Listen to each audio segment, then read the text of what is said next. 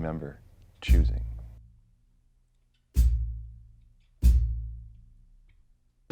I think I was around 2 years old when I started playing.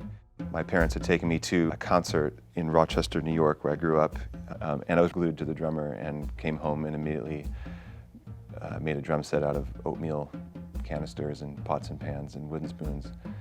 I particularly remember Quaker oat canisters because they sounded good, but if you hit them too hard, the cardboard would rip. I really got serious at playing the drums and studying drumming and technique and records when I was around 10 or 11. We had moved from in the city of Rochester, New York, to a town about a half an hour south, and as luck would have it, that was the town where, at the time, the director of the Eastman Jazz Ensemble hooked me up with Rich Thompson, who's an amazing drummer in Rochester and teacher, and I started taking lessons with him.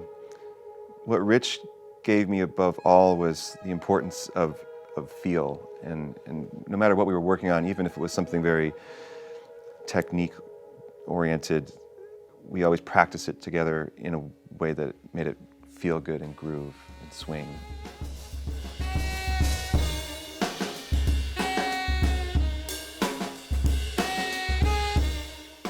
This album, I felt like I had to make.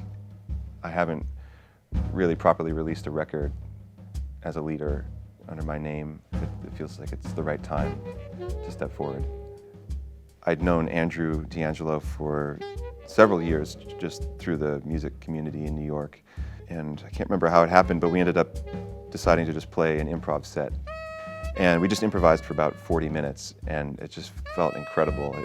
The music was so clear, it felt like we had been rehearsing for a long time, but we were just playing.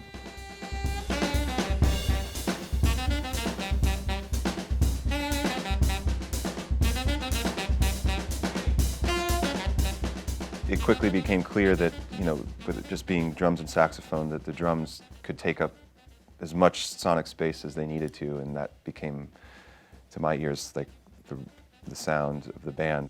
It's been interesting to reflect coming up really as a jazz musician and at times an avant-garde jazz musician to then find myself in bands with songwriters like Andrew Bird or Chris Thiele. It's been a wonderful challenge for me to play for those, such great singers and such great writers, because my job there is to basically set the feel of the song just so that they can deliver the song how they want to.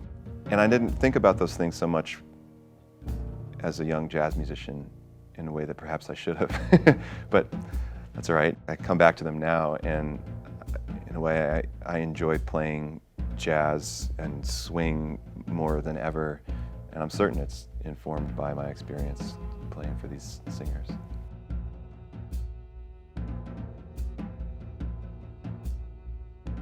Being on Verve is a dream come true, no doubt.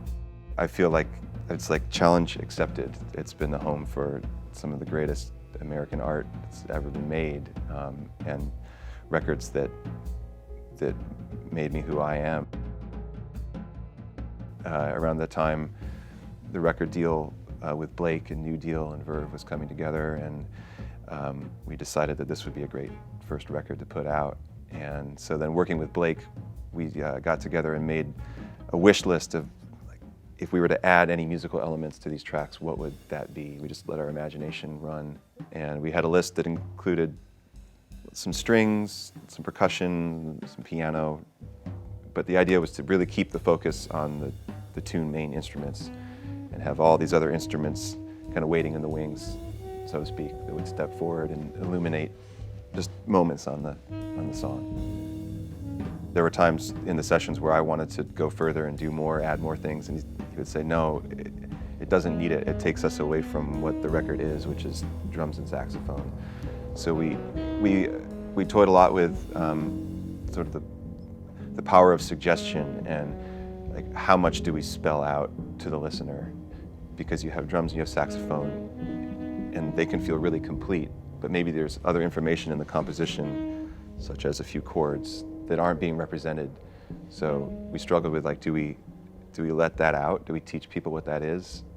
or do we leave it unspoken? And we tried to kind of do both, like maybe plant a seed in one part of the song and it doesn't repeat, but you have that lingering in your ear and it informs how you process the drums and the saxophone. So do I really need to say everything I'm saying, or can I say a little bit and then leave space for the listener to have their own experience?